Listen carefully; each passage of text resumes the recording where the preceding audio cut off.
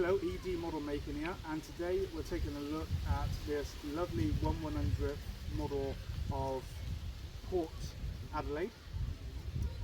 It's completely 100% scratch built, not by me, but I'll explain more later.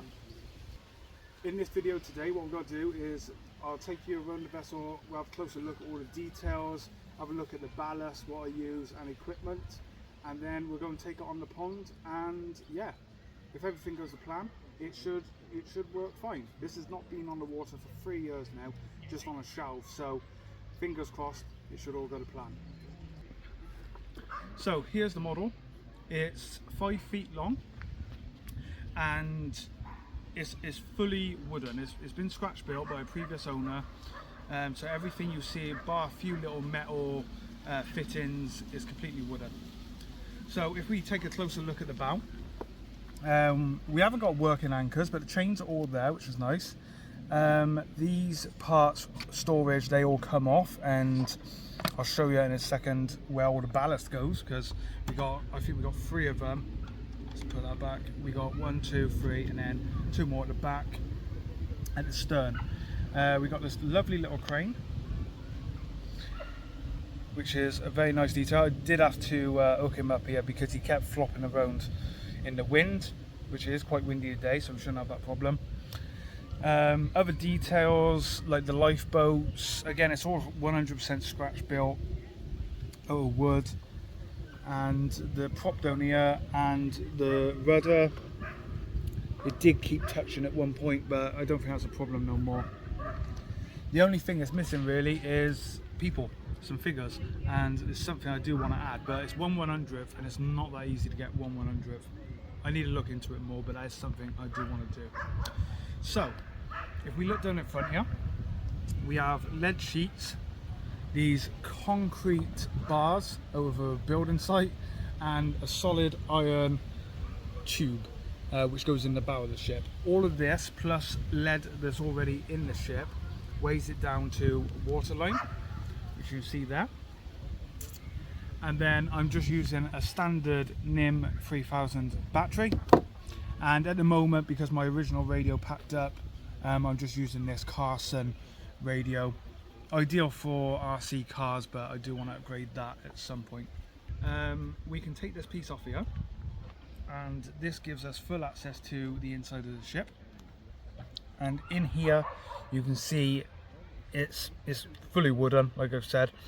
You got your prop shaft going straight through. We got a servo here that I've not changed. It come with this and it's working fine. Could upgrade that. It's an old one. And you see the lead down here and how they've been placed.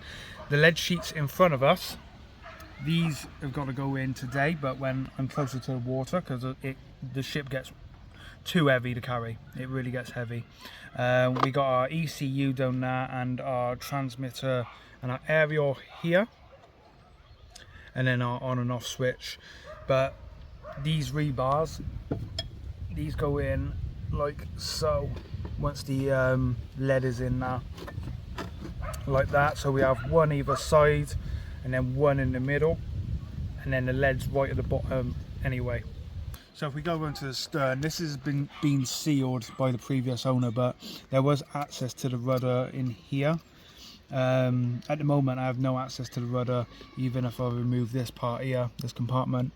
He's still got a hidden compartment down at the back there, so that is something I want to have a look at removing if I do need to take the prop out at some point. It did start leaking a couple of years back, about 2 years ago, and I don't know how, but it was reversing and it just sucked water straight up through the shaft. I pushed all the grease out, so that wasn't good. Since then I've upgraded the motor. We have a Carson Poison motor in here, same as you get in your Tamiya RC cars, but this one is low geared, so a more realistic speed. As it is a ship, it's not going to be going that fast. So there you have it. That is Port Adelaide.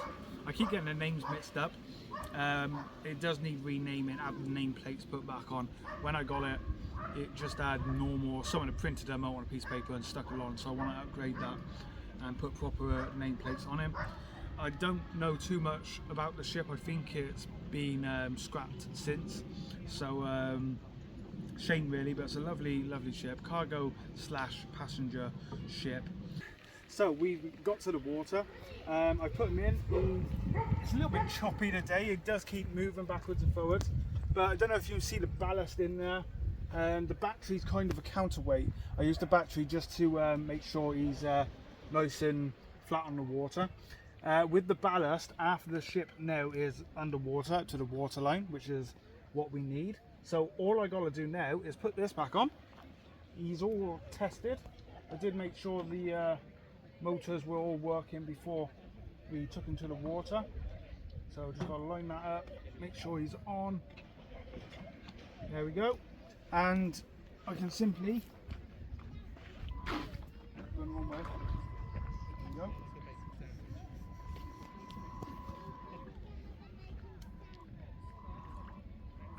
And there we go. And he's off. First time in 3 years. And that's as fast as speed he goes. I usually have him a little bit slower than that. But with this controller, I can't do too much with it because I haven't got all the digital play like my old controller, my old transmitter. So he's out there now, and he seems to be running great. He's sitting well in the water. So yeah, we'll go for a walk around and catch up with him later on.